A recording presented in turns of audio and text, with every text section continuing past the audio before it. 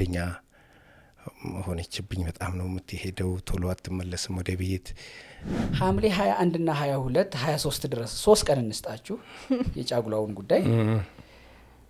ነሐሴ 1 እርግዝና አለ ሲባል ይሄ ልጅ ከተወሰነ ጊዜ በኋላ ያንተ አለመሆኑን ስታውቅ ራስን ታጠፋለህ አለኝ። እያንዳንዱ ቀን እሷ የሄደችባቸው የተመለሰችባቸው ቀናቶች እኔ ጽፌ ይዣቸዋለሁ። ያንተ የወንድ የባል ወጉን ማጉደል ነው ወይስ የሷ የአንድ የሁለት ወንድ መፈለግ ነው? በጣም የትልቅ ሰው ቤተሰብ ልጅ ናትና እንዲህ አይነት ነገር ይፈጠራል ብዬ ማመን በአንድ ጎን ያቅተኛል። ያንን ሰው ለማግኘት ያንን ህይወት ለማየት እዛ ድረስ አልሄድክም ወይ? ልጅቷን ትንሽ ጠራጠራታለሁ ብትመረመረስ ምን ችግር አለው ብሎኛል። እሺ ችግር የለውም ይዘሃቸው ሂድ ሁለቱንም ከፈለክ ብየዋለሁ። ግን እንቅልፍ መተኛት አጣው፣ ሰላም አጣው። ባቀፍኩት ቁጥር ያ የተደወለው ስልክ አይምሮዬን ይመታል። ጽንሱ አልትራሳውንዱ የሚናገረው ጽንሱ የተፈጠረበት ቀን ከኔ ጋር አልነበረችም። መተማመኑ ምኑ እንዳለ ይሆንና ልጆቹም ያቶ ጉልላት ከሆኑ ትዳራችሁ በዛው ይቀጥላል ወይስ ምንድነው? እቅጭቅጭን ድንገት ወስዳብኝ 15 ቀን አቆይታ ስትመጣ እኔ እታመማለሁ። በጣም ሰውነቴ ይከሳል። በጣም ምን እላለሁኝ። በዚህ በዲኤንኤ ውጤቱ ይሄ ልጅ ትልቁም ህፃኑ ያንተ ባይሆኑ ምንድነው የምታረገው?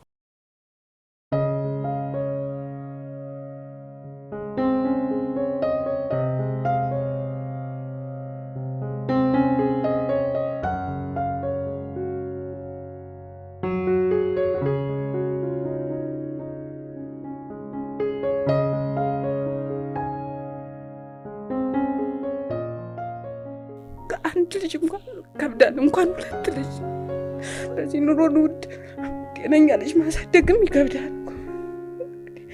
አንዴ ያሸከመኝ ብቻ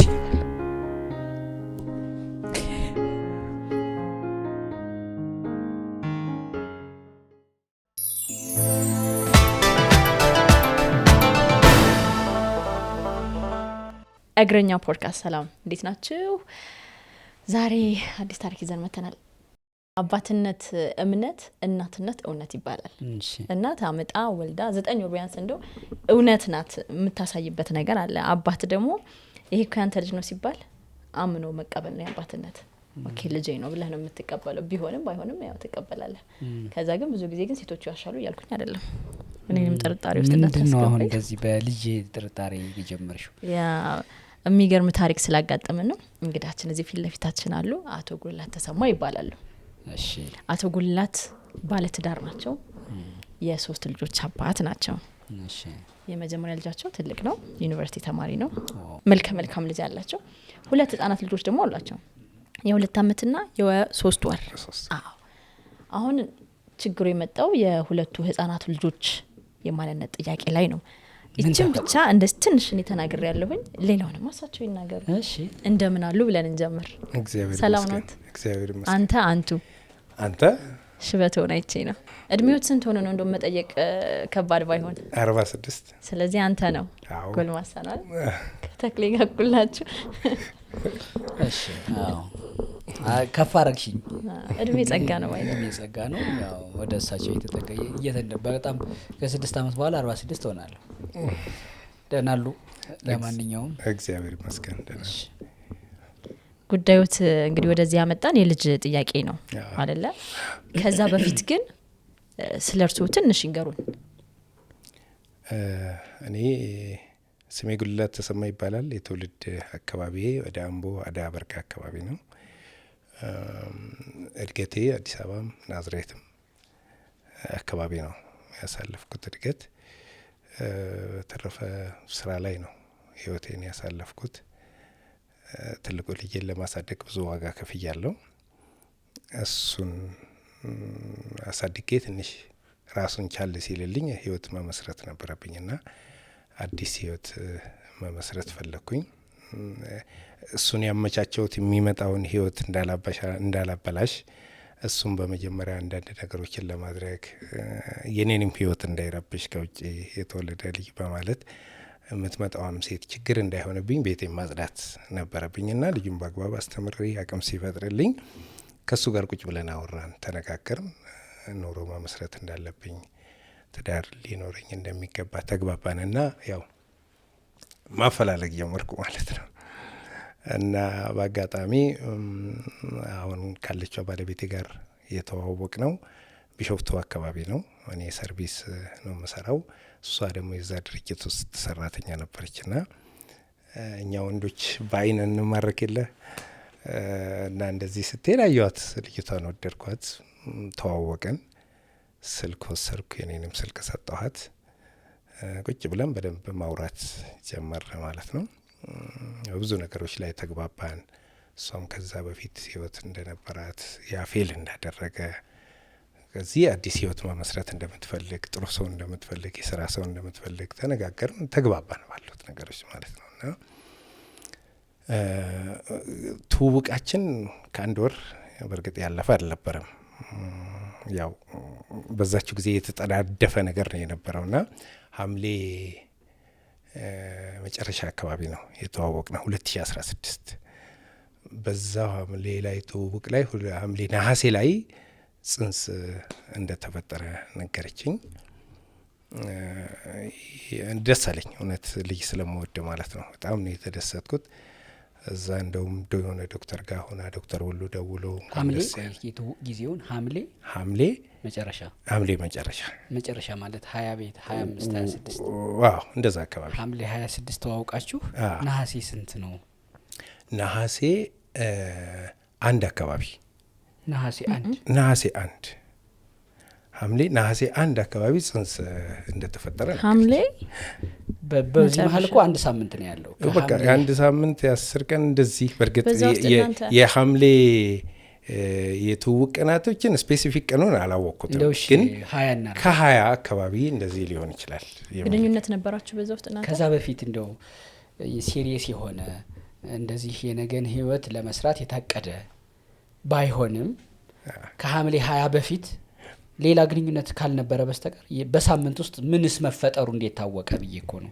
መቼም ሴት አለች እዚህ ታግዘናለች። ከዛ በፊት ግንኙነት ነበራችሁ ወይ የሚለው እኮ ይቀድማል። ሁለታችሁ ሴክሹዋል ግንኙነት ነበራችሁ? ወቃችን አሉ እኮ ያለ ሴክሹዋል ግንኙነት አይደለም እንደተዋወቅን ተጀመረ። እሺ ያ የሆነው ሐምሌ 20 ነው እንበልና ነሐሴ 1 ድረስ 11 ቀን ይሆናል።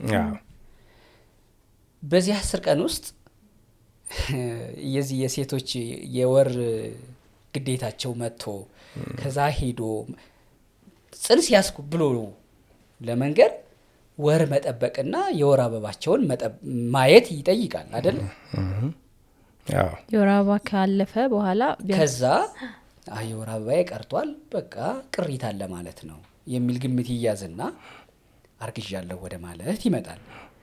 ሐምሌ 20 ተዋወቃችሁ እንበል። ሐምሌ 21 እና 22 23 ድረስ 3 ቀን እንስጣችሁ የጫጉላውን ጉዳይ። ነሐሴ 1 እርግዝና አለ ሲባል ወይ ምናልባት ወደ ኋላ 2 ወር ወደ ግንቦት አካባቢ የነበረ ግንኙነት ከሌላችሁ በስተቀር እንዴት ይሄ ተፈጠረ? እስኪ በደንብ እናብራራው። ታሪኩ ከዚህ መሰረቱን ሲይዝ መጨረሻውን እናውቃለን፣ ለፍርድም ይመቸናል ብዬ ነው። ሐምሌ ነሐሴ 1 ላይ ጽንስ መፈጠሩን አወቅኩ። ነገረችኝ፣ ቼክ አደረግኩ ነው ማለት ነው። አብሯት የነበረው ሰው የሽንት ምርመራም አድርጎ እሱ እንደነገርኩ ዶክተሩ እንኳን ደስ ያለ የሚለውን ያነገረኝ እዛች ቀን ላይ ነሐሴ 1 የስንት ወር ጽንስ አላት አላት? አይደለም እሱ ላቦራቶሪ ሳይሆን የሽንት ምርመራ አይደለች። ጽንስ መኖሩን ምናምን በሽንት ምርመራ ከዛን ሐምሌ 1 ላይ እንደዛ ካለኝ በኋላ በመሐከል ነሐሴ 1 በመሐከል ጽንሱ ተበላሸ አለችኝ ማለት ነው። ጽንሱ ተበላሸ፣ እቃ ሳነሳ ከባድ እቃ ሳነሳ ጽንስ ተበላሸ እና የማስጠረቂያ ገንዘብ ላክልኝ ብላይ ላኩላት ማለት ነው። ላኩኝና መስከረም ላይ እንደገና ጽንስም እንደተፈጠረ ነገረችኝ ማለት ነው። መስከረም ላይ ላቦራቶሪ ምርመራ ልናደርግ ስንሄድ ላቦራቶሪ የሚያየው ልጅ ሐምሌ ነሐሴ ላይ ጽንስ ነበረ፣ ጽንስ ተበላሸ፣ እስከ ጳጉሜ መጨረሻ ድረስ ተጠርጎ አለቀ ብዬ እንዲሁ እያወራሁት፣ እንዴ ታዲያ ሐምሌ ነሐሴ ላይ አንድ ጽንስ ከተበላሸ እንዴት ወዲያው የሚቀጥለው ወር ላይ ጽንስ እንዴት ሊፈጠር እኔ ይሄንን አላቅም ምናምን ነገር አለኝ እሱ ማለት ነው። የሆነ ብልጭታ ውስጥ ግራ መጋባት ነገር ፈጠረብኝ። ግን አለፍኩት፣ ነገሩን ዝም ብዬ አለፍኩት። ከዛን ግን ያው እንትን የምትለው የዛ የልጁ ንግግር ትንሽ እንትን የሚለኝ ነገር ነበረ። ግን ያለው ነገርም ጥሩ ፍቅሩም ምናምን ስለነበረ ማሰብም አልፈለኩም እነዛን ነገሮች እና አልፌ ወደ ኑሮ መግፋት ጀመርኩኝ ማለት ነው። በመሀከል ትንሽ ብይታን የፈጠረብኝ ነገሮች ምንድነው? ልጅቷ ተረጋግታ ቤት የምትመራ ሰው አልነበረችም። በቃ እንዳልኩት ትውውቃችን አጭር ጊዜ ነው። ኑሮ ተጀምሯል፣ ምን ማለት ተጀምሯል። ግን መንገደኛ ሆነችብኝ። በጣም ነው የምትሄደው፣ ቶሎ አትመለስም ወደ ቤት። 15 ቀን ቆይታ ትመጣለች፣ 20 ቀን ቆይታ ትመጣለች። እመክራለሁ፣ አስመክራለሁ ለእህት ለምናምን እና መቆም ፈለኩኝ። ይሄ ነገር የት ነው የምትሄደው? ትሄዳለች ማለት ደብረ ዘይት ትሄዳለች፣ ቤተሰብ ጋር ትሄዳለች። እንደዛ ነው እንግዲህ ለእኔ የሚባለው እንደዛ ነው። ይሄ ነገር ይቁም ብዬ ሳስብ ጽንስ ተፈጥሯል። የልጅ ፍቅር አለኝ። ይሄ ነገር ባይሆንስ ቆይ እኔ ልታገስ፣ ልምከር። በሂደት ሁኔታዎች እየተስተካከሉ ይሄዳሉ። እኔ እንዳላበላሽ፣ ምክንያቱም ነፃ ሆና ስለነበር የኖረችው። አሁን ወደ ትዳር ውስጥ ሰው ሲገባ ትንሽ ያንን አልፈለገች ይሆናል። በሂደት ነገሮች እየታረሙ ይሄዳሉ በሚል ችያላ እያልኩኝ አለፍኩኝና ይሄኛው ልጅ በቃ ተወለደ ማለት ነው። ይሄ ልጅ ተወለደ። ከዛ ፎቶግራፉን የልጁን ይዤ እንደዚህ እነሳለሁ፣ ደስ ይለኛል በጣም ከልጁ ጋር ጥሩ ፍቅር ስለነበረኝና አንድ ስልክ ይደወላል። ደወለልኝና ጉልላት በስሜ ነው የጠራኝ። ጉልላት ደህና ነህ? ሰላም ነህ? እንዴት ነህ? ለምንድን ነው አላስፈላጊ መስዋዕትነት የምትከፍለው? ምን ማለት ነው ስለው ጊዜ ይሄ ልጅ ከተወሰነ ጊዜ በኋላ ያንተ አለመሆኑን ስታውቅ ራስን ታጠፋለህ አለኝ። አልኩት። ወዲያው ስልኩ ተዘጋ ማለት ነው። መልሼ ስደውል አይነሳም፣ መልሼ ስደውል አይነሳ። ከዛ ሲሾፍ ተደረገ ስልኩ። እንግዲህ የሆነ ሰው ይኖራል አይደለም በህይወት ዘመን ሁሉ ትንሽ ጥሩሽን የሚፈልግ ሰው እንዳለ ሁሉ እንደዛው መጥፎ ነገርህንም የሚፈልግ ሰው ሊኖር ይችላልና ክፋት ነው ምናምን ብዬ ደጋግሜ ቴክስት አደረግኩ፣ ሞከርኩ፣ ደግሞ እንዲያናገረኝ ጥረት አደረግኩ። የለም ስልኩ። ማስታወሻ ላይ ዝም ብዬ ስልኩን ጻፍ አድርጌ ወደፊት መሄድ ጀመርኩኝ እኔ ማለት ነው።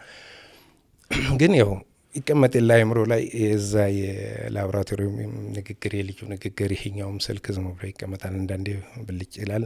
ላለመስማት ሞክራለሁ፣ ህይወቴ እንዳይበላሽ ወደፊት ብሄድ ይሻላል በሚል ማለት ነው። እና ከዛን እያል ሄድን። በመሀከል ስልኮች፣ የሚደውሉ ስልኮች ነበሩ። እሷ ላይ አንድ ስልክ አለ ማለት ነው። እና ያን ስልክ ልክ ስልኩ ሲጠራ ሳይለንት ታደርገዋለች። ለምንድን ነው ብዬ አየሁት ስልኩንና ዝም ብዬ አስቀመጥኩት። ተደጋገመ ያ ስልክ። ለእኔ በምኖር ሰዓት ሳይለንት ይደረጋል ማለት ነው። እና ይሄ ሰው ማን ነው ብዬ ስላት እኔ አላውቅም። በስም ነው ሴቭ የተደረገው ማለት ነው። ማን ተብሎ ነው ሴቭ የተደረገው?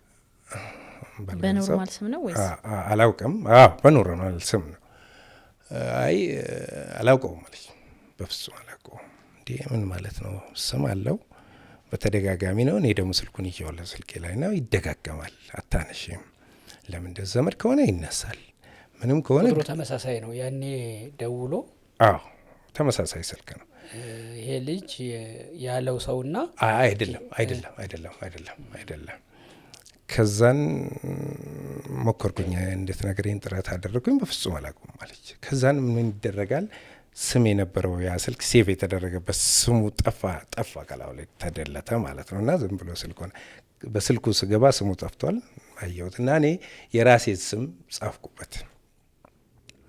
ከዛም በስንተኛው ቀን ስልኩን ቼክ ሳደርገው ጠፍቷል። እኔ ሴቭ ያደረግኩ ንግግር አለ ማለት ነው። ወይ እሱ ይደውላል ወይ እሷ ትደውላለች ማለት ነው። አሁንም ጠየቅኩኝ፣ ማን ነው ይሄ ሰው? ለምንድን ነው ግልጽ የማታደርጊልኝ? ፍጹም እኔ አላውቅም። እዛ ኢሞ ላይ ሲገባ በኢሞ የሚነጋገሩበትን እንትን አየው ማለት ነው። የሆነ ከላይ ተደልቷል፣ የጣት ምልክት እንደዚህ የሚባባሉበትን አየው። አሁንም ብዥታ ፈጠረ። ለምንድን ነው የዚህን ሰው ማንነት ማትነግሪኝ? እኔ እኮ ዘመዴ ብትለኝ አልፈዋለሁ፣ ግን አላውቀውም የምትለው ንግግርና የሚለዋወጡት የስልክ ልውውጦች የሆነ ነገር አይምሮዬ እንዲጠራጠር ምን እንዲል ያደረገኝና በቃ ህመም ሆነብኝ፣ በፍጹም ህመም። ከዛን ስልክ በኋላ ነገሮች ሁሉ ለእኔ ጤና አልሰጡኝም። ፕሮፋይል ውስጥ ገባው የዛ ሰው ስልክ። ከዛ የሚመሳሰሉ አይነት ነገሮች እኔ ትንሽ የሚያጽናናኝ ልዩ የፈረንጅ ልጅ ነው የሚመስለው፣ በጣም ቀይ ነው፣ እሷ ቀይ ናት። የኔ ብዬ እንዲወስድ ያደረጉኝ ነገሮች የኔ ጸጉር ሉጫ ነው፣ የልዩም በቃ ብዬ እንዳምን ያደረገኝ ያ ነገር ነበር። እና የሚገርመው እዛን ሰው ፕሮፋይል ገብቼ ሳይ ያም ሰው ጸጉሩ ሉጫ ነው እና ትንሹ ልጅ ጥርሰ ፍንጭት ጥርሱ ከፈት ይላል። ያንንም ሰው እንዲያቅርቤ ሳይ ጥርሱ ከፈት ይላል እና ህመም ሆነብኝ ማለት ነው። ያንተም ጥርስ ከፈት ያለ ነው? የኔ ከፈት ያለው እንትን ነው፣ ይሄ ስብር ነው ተነቅሎ ሲታሰር ሸሽቶ ነው የከፈተው እንጂ የተፈጥሮ ጥርሴ አይደለም። የግጭት ፍንጭት ነው ያንተ? የግጭት ፍንጭት ነው እንጂ የተፈጥሮ ፍንጭት አይደለም። ከዚህ የተነሳ በቃ እንቅልፍ አጣሁ። ልጁን ማቀፍ እስኪያቅተኝ ድረስ እንደዛ መወደው ልጅ እስኪከብደኝ ድረስ ወደ ራሴ አስጠግቼ ህመም ነው። እኔ እንዲህ ሚዲያም ላይ መውጣቱን በዚህ ታሪክ አልፈልግም፣ ግን እንቅልፍ መተኛት አጣው፣ ሰላም አጣው። ባቀፍኩት ቁጥር ያ የተደወለው ስልክ አይምሮዬን ይመታል።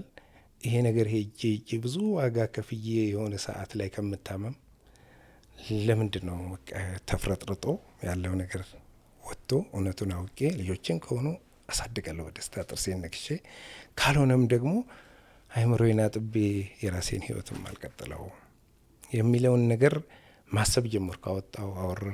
አወረድኩ። ፈራለሁ ደግሞ ረብሽ ይሆን ምናምን ብዬ ፈራለሁኝ። እና በዚህ ሁሉ ነገር ላይ ደግሞ እየተደራረበብኝ ማቆሚያ የሌለው የእሷ ጉዞ ነው። በቃ በጣም ህይወቴን ያማረረው ነገር እሱ ነው።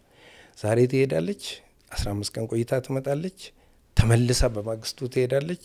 ማታ ወደ ቤት ስገባ አትክልት ይዤ እቤት እሷንና ልጁን ስለማግኘቴ እርግጠኛ አይደለሁ።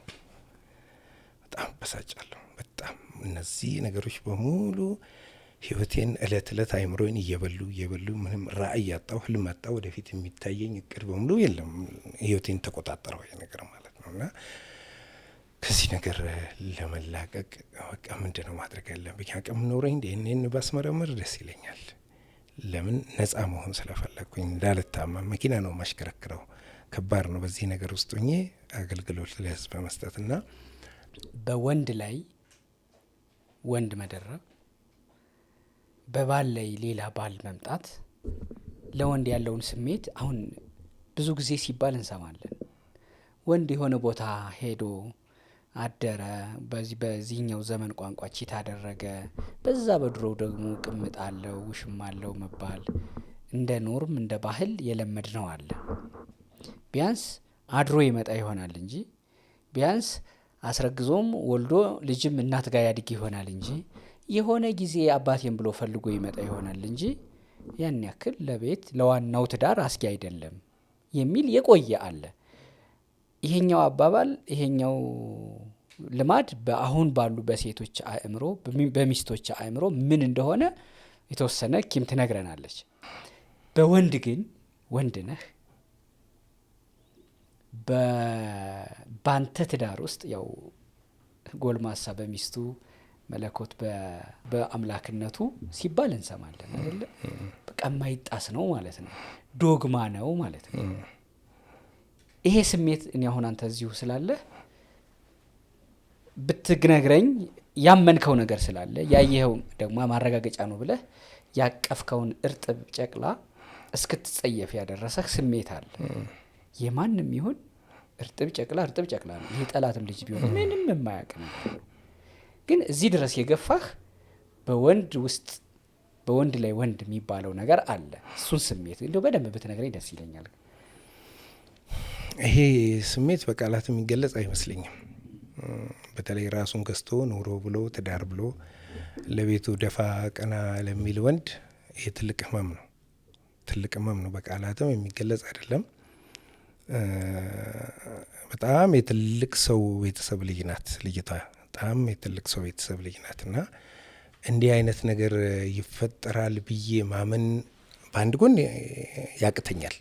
ምክንያቱም በጣም ትልቅ ወንድሞች አሏት። በጣም የተከበረ ቤተሰብ ልጅ ናት እና እንዲህ አይነት ነገር በሷ ዘንድ ይፈጠራል የሚለውን ነገር መቀበል እዚህ ጋር ደግሞ የማያቸው ነገሮች እንትን ይሉኝና በመሀከል ነፍሴ ትጨነቃለች። ገብቶካል። እና ሰው ይመከራል፣ ይነገራል። ህፃን አይደለችም። ቢያንስ 38 ዓመት ውስጥ ያለች ሰው ናት። በጣም እንደ ባልም እንደ ወንድምም ማናገር እፈልጋለሁ። ይሄ ህይወት ነው፣ አንድ ጊዜ ነው እዚህ ምድር ላይ የምንኖረው። እሷንም ደግሞ የጦርነት አውድማ አድርገን ህይወታችንን አመሰቃቅለን ልጆቻችንን አመሰቃቅለን ማይሆን ትውልድ ፈጥረን መሄድ አያስፈልገንም። መለያየት በጣም ቀላል ነገር ነው። ተቻችሎ ተጋግዞ ተደጋግፎ አብሮ መሄድ ነው የሚከብደው እንጂ መለያየት አንድ ብጫቂ ወረቀት ማስገባት ነው። ሁል ጊዜ የምታነሳቸው ኢሹዎች እነዛ ስለነበር በትንሽ ጸብ በቃ ለምን እንለያየው ምናምን ነገር ወደሚል ነገር ስታመጣ ማለት ነው። እሱ ልክ አይደለም። ተይ እንደዛ አይደለም። ምንድነው ጥፋት ውስጥ የኔ እንዳስተካክልልሽ የምትፈልጊያቸውን ነገሮች 1 2 3 በይና ጻፊና ስጭልኝ። መነጋገር ያለብንን ነገሮች እንነጋገር፣ ማስተካከል ያለብንን ነገሮች እኔ ላስተካክል፣ አንቺም ደግሞ ማስተካከል ያለብሽን ነገሮች አስተካኪ ብዬ ስል ምንም ነገር በቃ ይሄ ጉዞው በጣም በሚያም ሁኔታ ነው። ይሄን ተነጋግረን ተስማምተን ታርቀን ጨርሰን በማግስቱ ላታገኛት ትችላለን። የባል የሚስት ወጉ የሰርግ የምን ማዕረጉ አለ እንዲሁ በቃ ሚስቴ ነሽ ባልሽ ነኝ በሚል በስምምነት የቀጠለ ነው? ስርዓት ነበር። በስርዓት በአርሲ ባህል ግብር አድርጌ ምን ብዬ ተመርቄ በአግባቡ ነው የወጣሁት እና የአርሲ ባህል በጣም የተከበረ ባህል ነው። በጣም ትልቅ ጨዋ ሽማግሌዎች የነበሩበት በጋብቻችን ላይ። ነገር ግን ልጅቷን ማልቆጣጠራት ልጓም የሌለው አይነት በቅሎ ነው በቃ የሆነችብኝ። ባል እንደ ባልነቱ መከበር አለበት፣ መደመጥ አለበት፣ መፈራት አለበት እና በጣም በቃ ንቀቷ ምኗን ልነግርህ አልችልም። በቃ ዱላ ውስጥ ልግባ አልገባም። ለምን ህይወቴን ስለምፈልገው ማለት ነው። ያንተ በሌላ ወንድ እሷን መጠርጠር ያንተ የወንድ የባል ወጉን ማጉደል ነው ወይስ የሷ የአንድ የሁለት ወንድ መፈለግ ነው? የአንድ የሁለት ወንድ መፈለግ ነው የሚል እምነት የለኝም። ያሉት ስልክ የአልትራሳውንድ ውጤቱ ምናምኖቹ ነገሮችን እንድጠራጠራ መጠራጠር ደግሞ ባለኝ የልጆች ኃላፊነት ነው እየወሰድኩ ያለሁት።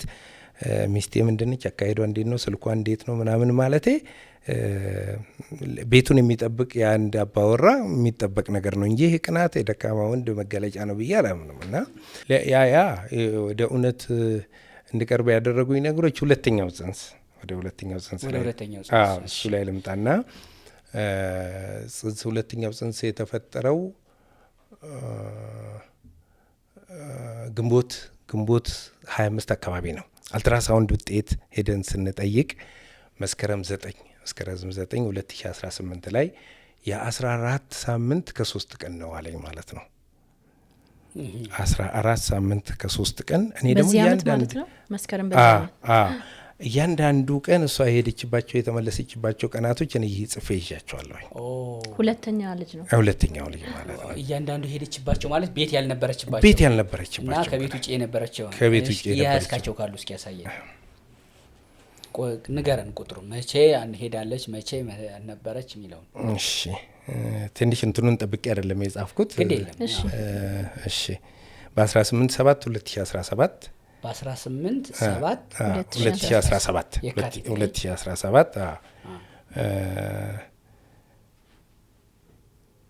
7 ቀን ቆይታ ተመልሳለች።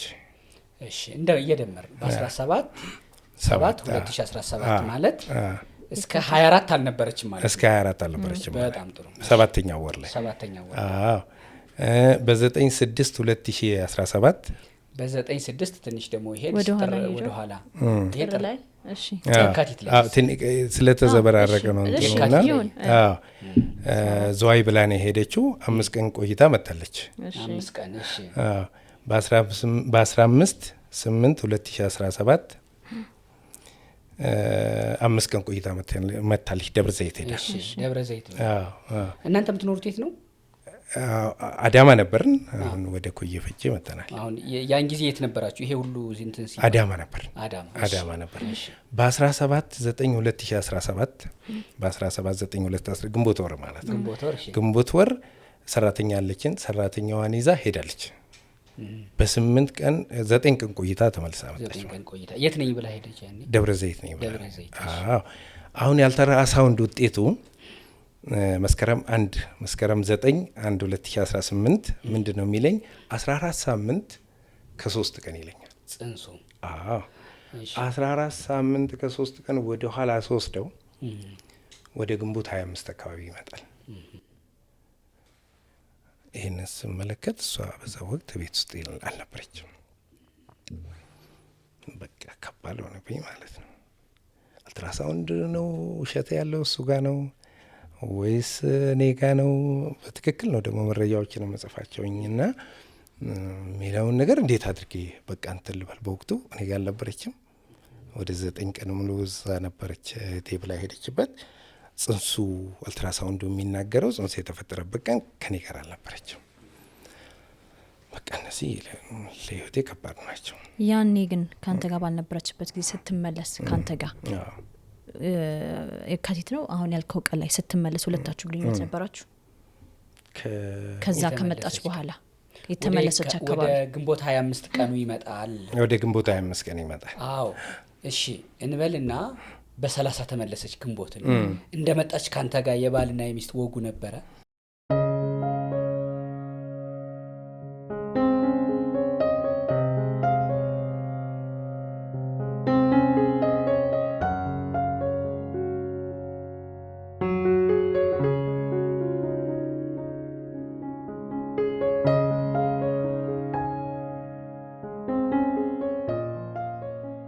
አንድ ልጅ እንኳን ከብዳል፣ እንኳን 2 ልጅ።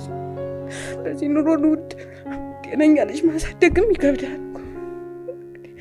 እንዴ ያሸከመኝ ልጅ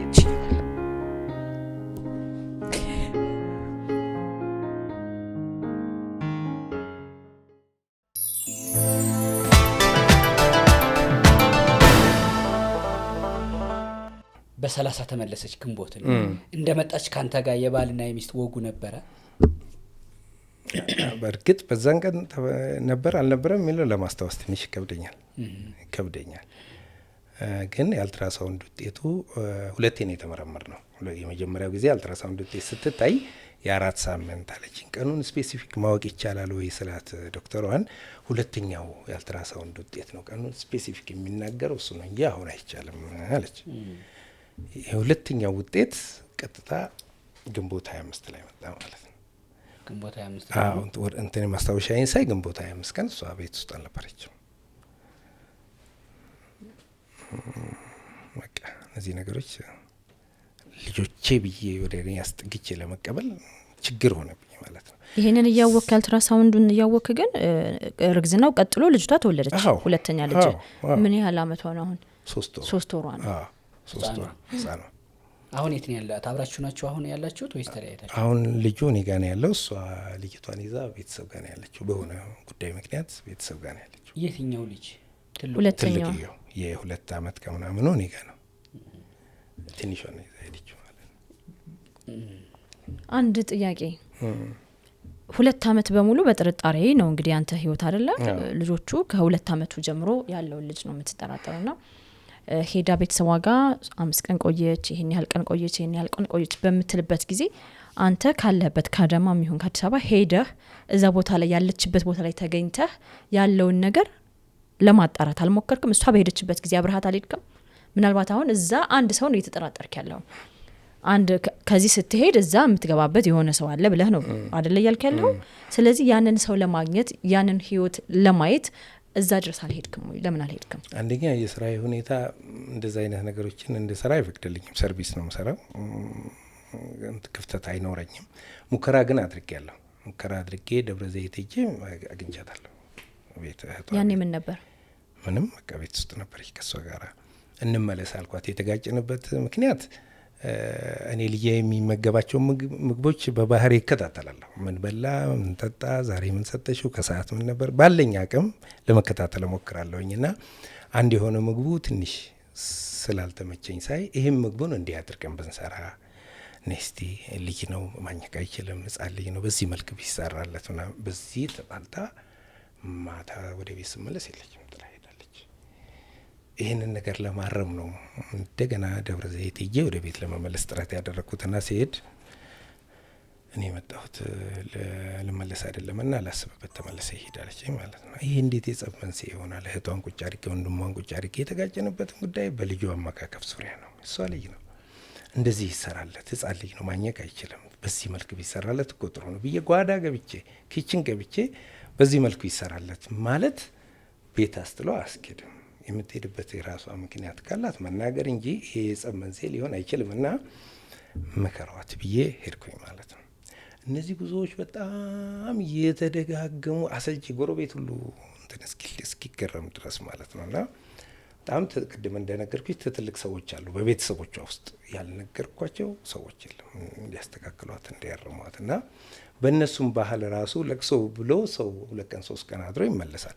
10 ቀን ሳምንት 15 ቀን ካልቆየች አትመለስም።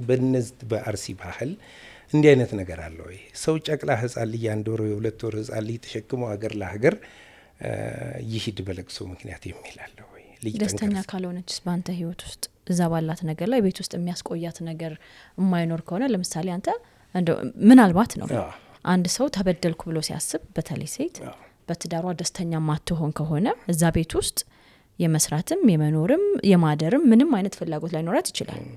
ስለዚህ ምናልባት አንተ ያጎደልከው አንተ ጨቅጫቃ አንተ ወይ ራስም ቺት አድርገህ ወይም የሆነ ያወቀችው ግን ያልነገረችህ ነገር ቢኖርስ? አላቅም ግን ሁል ጊዜ መድረኩን ክፍት አድርጋለሁ። እኔ ምንድነው እኔ ማስተካከል ያለብኝ የኔ ስህተት ምንድነው እንዳረምልሽ የምትፈልጋቸው ነገሮች ምንድን ናቸው ብዬ ነገር አንድ ጊዜ እንደው ማራ ምንም ነገር የለም ትላለች እና ህይወታችንን በቅድ እንምራ። አንቺ በዚህ መልኩ ስራ ስሪ፣ እኔ ደግሞ በዚህ ሁሉ ጫና እኔ ላይ ሲወርቅ ጥሩ አይደለም። እኔ ለእድገት ስሰራ አንቺ ደግሞ ለሆነ ነገሮች ብትሰሪ ብዬ የጸጉር ዕቃ የወንድ የጸጉር ዕቃ ለከፍትላት ማለት ነውና አንዳንድ ነገሮች እንትን ብዬ ስን በቃ ማልጨብጣት ሰው ሆነችብኝና ለምንድን ነው እንደዚህ የምትሆኚው? እንረጋጋ፣ ገና ብዙ ነገር ነው የሚያስፈልገው። እነዚህ ጨቅላ ልጆች ለማደግ ብዙ ነገር ያስፈልገናል። አንቺ ጉዞ ተጉዘሽ 15 ቀን ቆይተሽ ስትመጪ እኔ ከውጭ ነው የምመገበው፣ ብዙ ብር ነው የማወጣው።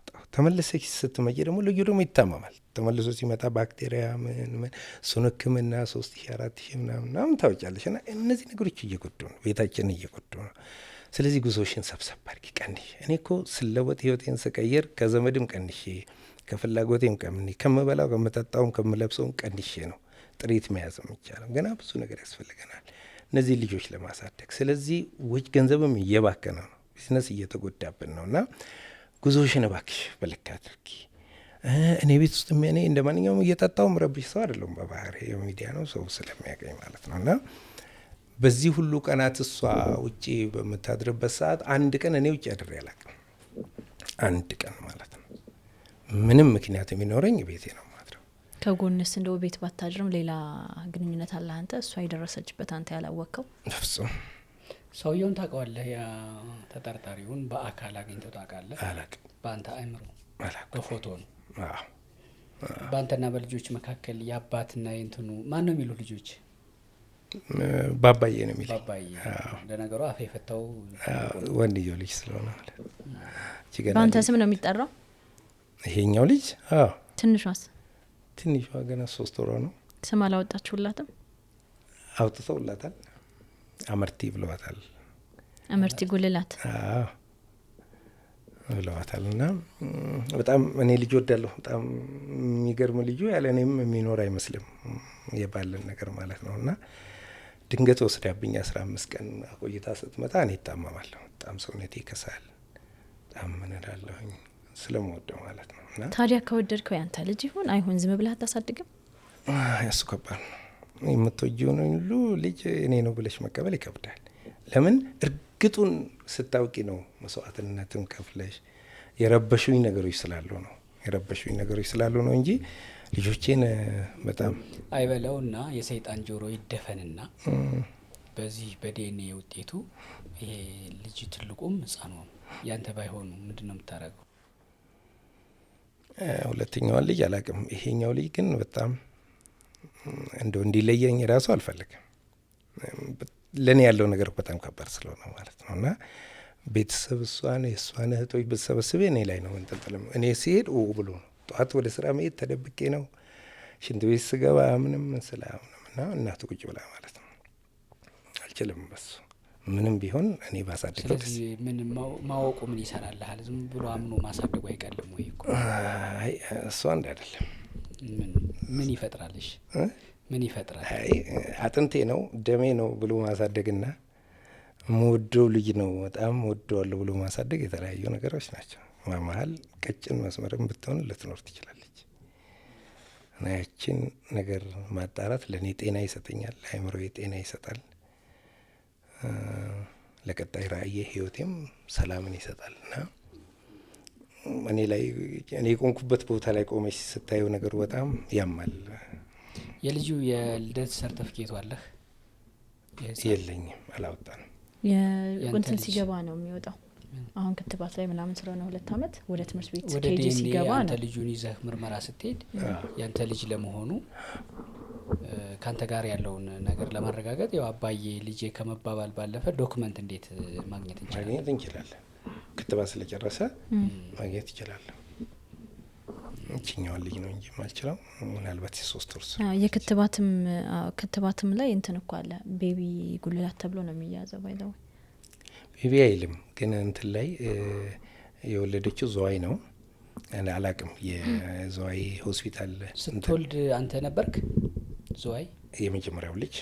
አዎ። ግን ስሙ ምን ይላል መሰለ? ቤቢ አማኔ ነው የሚለው። ቤቢ አማኔ ለምን ተባለ አልኩት ዶክተሩ።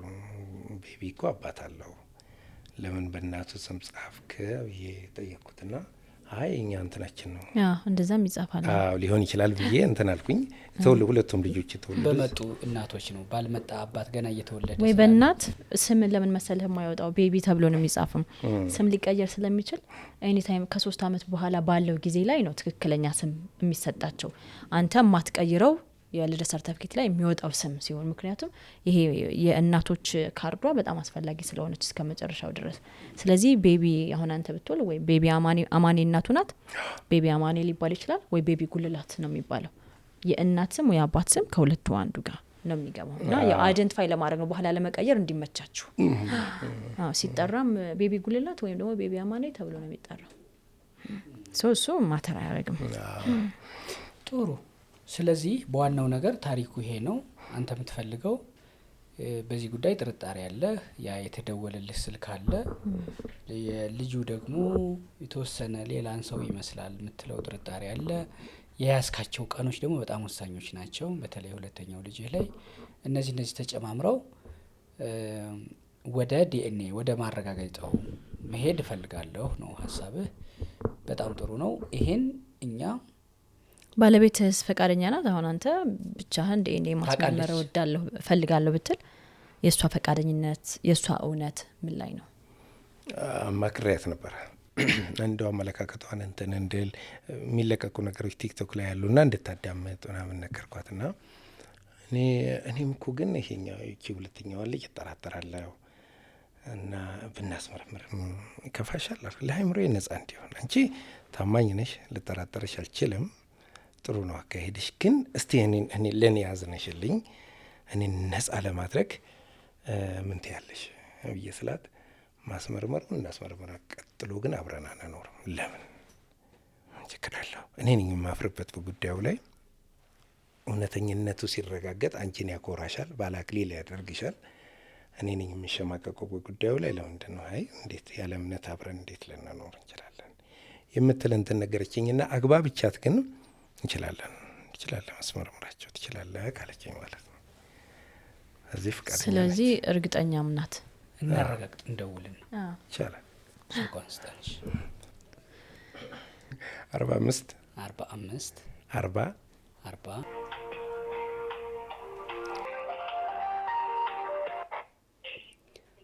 አሎ፣ ሰላም ሰላም። የኔ እህት እንዴት ነሽ? ወይዘሮ አማኒ ደህና ነሽ? አሎ። ተክለ ሃይማኖት አዳነ እኔ ቁም ነገር አህመድ፣ እሷ እዚህ ደግሞ ባለቤትሽ አቶ ጉልላት ቁጭ ብለን እግረኛው ፖድካስት ላይ ሆነን ነው የደወልነው። ያው ጉልላት መጥቶ የተወሰኑ ታሪኮቹን ካንቺም ጋር የተገናኘበትን ፍቅሩን ምን ያህል እንደሚወድሽ በጣም ቀይ ናት አንቺን ያገኘበት አይኑ በጣም አለ አሁን ድረስ ያ የዘላለሜ ይሆን የልጆቼና የኔ ትዝታዬ ሆኖ አለ ያን የጀመርኩበትን ቀን እንደ ብርሃን መንገድ አየዋለሁ። ከዛ በኋላ ደግሞ ትንሽ ሽንቁር ጨለማ ገብቷል በቤታችን። ያ ነገር እንደው በሚዲያ በኩልም በዲኤንኤም ብሎ ስለ ልጆቹ ስለሚወዳቸው ልጆች ስለሚወዳት ባለቤቱም ጭምር ብዙ ታሪኩን ነግሮናል። በዚህ መሃል ግን እስኪ ወይዘሮ አማኒን ደግሞ እንጠይቃት። በሷ በኩል ምን ትለን ይሆን? ያለውን ፍቅራችሁን ከቻለች በስልክ ትንሽዬ እንደ ቅምሻ አውርታን፣ ከዛ ደግሞ በስቱዲዮ፣ ከዛ ደግሞ ህጋዊ ሂደቶችም ይኖራሉ። እሱን ደግሞ በህግ ብለን ነው የደወልነው። ስላገኘንሽ ሳቅ ብለሽ በፈገግታ ስለተቀበልሽን ደስ ብሎናል። እንዴት ነሽ ግን ለጤናሽ? ሰላም ነኝ። እምነትሽ ምን እንደሆነ ባላቅም የ3 ወር ጨቅላ ህፃን እንዳለሽ አውቃለሁ። እመጫት ነሽ። እንኳን ማርያም ማረችሽ ይባላል እኔ በማቀው ባህልና ሃይማኖት። አሜን። እንደዛው ነው ባላ። እንኳን ማርያም ማረችሽ እህቴ። አሜን። ደህና ነሽ? ጠንከራልሽ? ወገብሽ ጨቅላዋ ጡት ያዘች? ሰይ እንዴት ነሽ? ወደ ጉዳያችን ስንመለስ እንዴት ነው ምንድነው ባንቺ በኩል ያለው ሐሳብ? እሱ ችግሮቹንም ነግሮን ከዛ ወደ መፍትሄ እንደው ዲኤንኤውም ያስባል። ከዛ በፊት ደግሞ በመሃል ለዲኤንኤም እንዲህ ወደ ሚዲያም ላመጣው ነገር መነሻ የነገረን ነገሮች አሉ። እኔ ውዷ ባለቤቷ እያለው ወጣ ገባ ብላ ሳምንት 15 ቀን ቆይታ ትመጣለች። ይሄ ነገሩ ለዚህ ጥርጣሬ መነሻ ያደረገኝ። በመሃልም አንድ የምጠረጥረው ወንድ አለ። ስልክም በየመሃል ይደወላል፣ አታነሳውም እኔ ጋር ስትሆን። የልጄ እንዲህ ብሎ የነገረን በጣም ብዙ ታሪኮች ናቸው። ያው ስለተቀረጸ በነገርሽ ላይ ላንቺ እንትን አሁን ይሄ የምናወራሽም እየተቀረጸ እዛው ፊት ለፊት ስቱዲዮ ላይ ሆነን ካሜራ ላይ ሆነን ነው ድምጽሽን የምንቀርጸው። ይሄ የምታወሪንም አብሮ ሚዲያ ላይ የሚወጣ መሆኑን እያሰብሽ ንገሪን ብዬ ነው። አይ እሱ ችግር የለም። ሲጀመር እሱ ራሱ ብሎኛል። ልጅቷን ትንሽ ጠራጠራታለሁ ብትመረመረስ ምን ችግር አለው ብሎኛል። እሺ ችግር የለውም ይዘሃቸው ሂድ ሁለቱንም ከፈለክ ብዬዋለሁ። በጣም ደስ ሁለት ልጅ አለኝ። አይ ከጠረጠርካቸው እኔ እንዲህ አይነት ነገር አላውቅም ይዘሃቸው ሂድ ፈቃደኛ ነኝ ችግር የለውም ብዬዋለሁ። በበኩሌ እኔ ሌላ ሀሳብ የለኝም ችግር የለውም። በጣም ጥሩ። እሱ ያነሳቸው በመሃል እንዲህ ትወጣለች በዚህ ጊዜ ቀን ቆጥሮ ነግሮናል። አሁን ከ2017 እዚህ ለ7 ቀን የለችም እንደዚህ ለ8 ቀን የለችም ብሎ ጽንሱ ተፈጠረ ተብሎ የተነገረኝ ቀን ግንቦት 25 ላይ ቤት አልነበረችም። አንዱ ለጥርጣሬ መነሻ ይሄ ነው ብሎናል። የት ነበርሽ ያኔ? አይ ችግር የለም ይሄን ሁሉ የምናወራ ልጆቼ ከተመረመሩ በኋላ ሊሆን ይችላል። እሺ አሁን ለምርመራው እኔ እንትን የለኝም። እሺ ወይዘሮ አመንቲ ምትያታለ? አይ ያው የተወሰነ ጥያቄዎችን ጠይቀናል እኛም እዚሁ። ከዛ በኋላ ግን አንድ ስጋት አላችሁ እሳቸው። ይሄ ምርመራ አንቺም በልብሽ ኮራ ብሎ ነው መመርመር ይቻላል፣ ልጆቼ መመርመር ይችላሉ ፈቅጃለሁ ብለሻል። ከዛ በኋላስ የሚሆነው ነገር ምንድነው የሚለው ደግሞ እሳቸው ሐሳብ አላቸው። እኛም በዚሁ እሳቸውን እንጠይቅሽ። ከዛ በኋላ የሚሆነው ነገር አይ እሱ ካለቀ በኋላ ነው ማውራት እንፈልገው። መተማመኑ ምኑ እንዳለ ይሆንና ልጆቹም ያቶ ጉልላት ከሆኑ ትዳራችሁ በዛው ይቀጥላል ወይስ ምንድነው?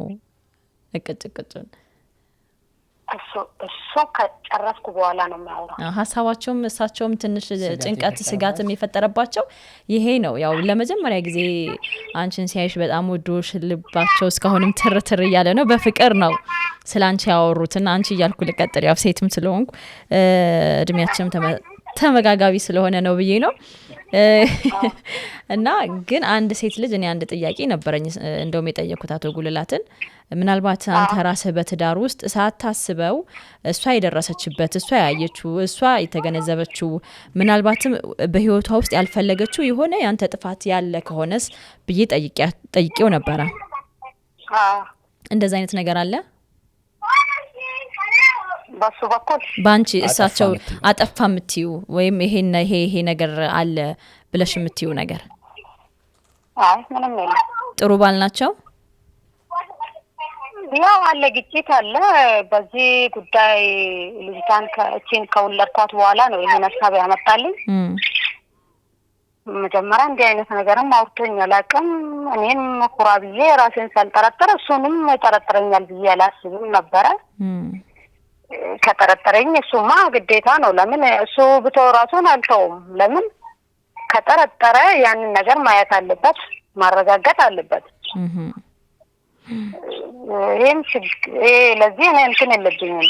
ግን ካለ ይመርምር። ከዛ በኋላ እኔም የሚያወራ ነገር አለ። መጀመሪያ እሱ ይለቅ። እሺ እሺ። በጣም ነው የምናመሰግንሽ ወይዘሮ አመኒ። በጣም አመሰግንሻለሁ። ስልካችንን ያዥው። ኪምም ታመሰግንሻለች። ቁም ነገር እንደ ምግረኛው ፖድካስትም እናመሰግንሻለን። እኛ ፕሮሰሱን እንጀምራለን የዲኤንኤውን። ይሄ ቪዲዮም ፕሮግራሙም ይወጣል። ከውጤት በኋላ ደግሞ እንገናኛለን እዚሁ ስቱዲዮ። ይቻላል። በጣም ነው ማመሰግንሽ። ማርያም በሽልም ታውጣሽ። እሺ አሜን። ቻው። እዚህ ላይ አንጨምርም። ፕሮሰሱን እንጀምራለን። ቪዲዮ ይወጣል። ለውጤት እንገናኝ። እሺ።